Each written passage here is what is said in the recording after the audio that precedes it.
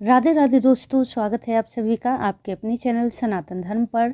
दोस्तों, हमारे सनातन धर्म में होली का त्यौहार प्रतिवर्ष फाल्गुन मास की पूर्णिमा को मनाया जाता है और अगले दिन रंगों की होली खेली जाती है जिसे दुल्हनी कहते हैं।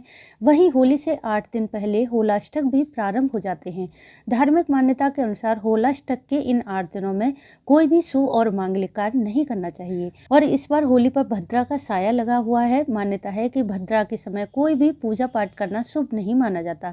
इस वीडियो में मैं आपसे शेयर करने वाली हूं कि इस बार साल 2025 में होली कब है, पूर्णिमा की तिथि कब शुरू है, कब समाप्त है और पूर्णिमा का व्रत हमें किस दिन धारण करना है, स्नान दान और भगवान सत्यनारायण की पूजा कब करें, होलाष्टक कब शुरू है और कब समाप्त है, होलाष्टक के समय कौन से कार्य करना वर्जित होता है।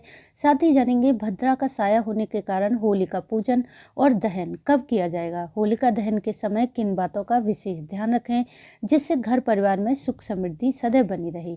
तो इन सभी बातों की जानकारी के लिए वीडियो को पूरा जरूर देख लें। यदि वीडियो अच्छी लगे तो इसे लाइक और शेयर करना न भूलें।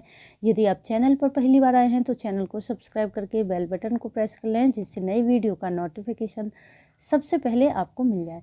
दोस्तों, सबसे पहले जान लेते हैं कि होली कब है। पंचांग के अनुसार होली अर्थात फाल्गुन मास की पूर्णिमा तिथि प्रारंभ है 13 मार्च गुरुवार सुबह 10:26 पर और समाप्त है 14 मार्च शुक्रवार दोपहर 12:25 पर। तो सूर्योदयकालीन पूर्णिमा रहेगी 14 मार्च दिन शुक्रवार को। इसी दिन होली मनाई जाएगी। होलाष्टक प्रारंभ हो जाएंगे 7 मार्च शुक्रवार को और समाप्त होंगे 13 मार्च दिन गुरुवार को। और होलिका दहन किया जाएगा 13 मार्च गुरुवार को, क्योंकि इस बार पूर्णिमा पर भद्रा का साया है।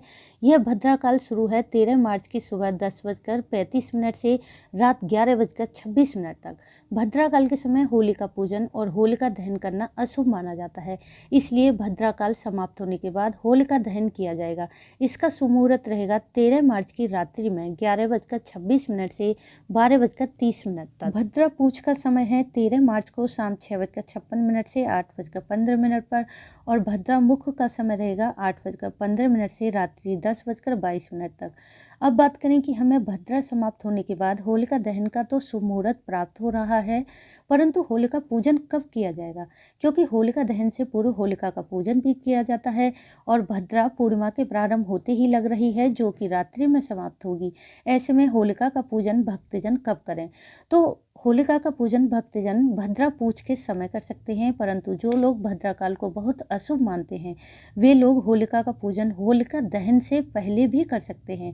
उसके बाद ही होलिका में अग्नि प्रज्वलित करके होलिका दहन करें। अब बात करें कि इस बार पूर्णिमा का व्रत, स्नान दान और सत्यनारायण भगवान का पूजन, कथा का पाठ कब किया जाएगा।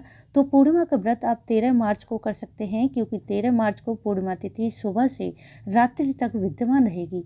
इसी दिन चंद्रोदय व्यापनी पूर्णिमा है, इसलिए पूर्णिमा का व्रत 13 मार्च को किया जाएगा और इसी दिन सत्यनारायण भगवान का भी पूजन व्रत कर सकते हैं। 13 मार्च की पूर्णिमा पर आप स्नान दान कर सकते हैं, परंतु क्योंकि पूर्णिमा का स्नान दान ब्रह्म मुहूर्त में शुभ माना जाता है, इसलिए 14 मार्च दिन शुक्रवार को स्नान दान की पूर्णिमा रहेगी। अब बात करें कि होलिका दहन के समय कौन से कार्य बिल्कुल भी नहीं करने चाहिए। तो हमारे ज्योतिष शास्त्र के अनुसार होलिका दहन के समय पुरुषों से ज़्यादा महिलाओं को कुछ बातों का विशेष ध्यान रखना चाहिए। जैसे होलिका दहन और होलिका पूजन करते समय स्त्रियों को अपने बाल खुले नहीं करने चाहिए, क्योंकि खुले बाल करके पूजा करना, होलिका दहन या होलिका पूजन करना अशुभ माना जाता है।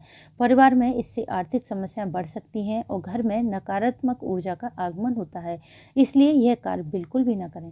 यदि कोई स्त्री गर्भवती है तो उसे होलिका दहन नहीं देखना चाहिए, इससे होने वाले बच्चे पर नकारात्मक ऊर्जा का प्रभाव बढ़ सकता है। साथ ही यदि कोई नवविवाहिता है तो उसे अपनी पहली होली ससुराल में नहीं मनानी चाहिए। यदि कोई स्त्री ऐसा करती है तो परिवार को अनेक समस्याओं का सामना करना पड़ सकता है, जैसे गृह क्लेश, लड़ाई झगड़ा, आर्थिक संकट। इसलिए नवविवाहिता को अपनी पहली होली अपने मायके में ही मनानी चाहिए। इसके अलावा बात करें होलाष्टक की, तो होली से 8 दिन पहले होलाष्टक प्रारंभ हो जाते हैं और यह होलाष्टक होली दहन के अगले दिन समाप्त होते हैं।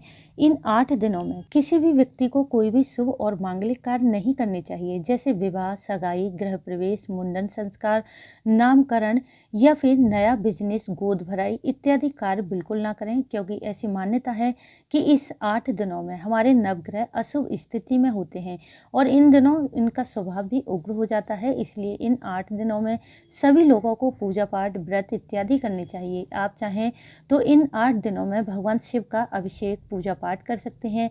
ऐसा करने से ग्रहों का कोई भी दुष्प्रभाव आपको परेशान नहीं करेगा और रोग, शोक, भय और किसी भी संकट से आपको मुक्ति मिलेगी। तो दोस्तों, यह थी होली से जुड़ी सभी जानकारी। उम्मीद है आपको वीडियो पसंद आई होगी। वीडियो को लाइक और शेयर, सब्सक्राइब करना ना भूलें।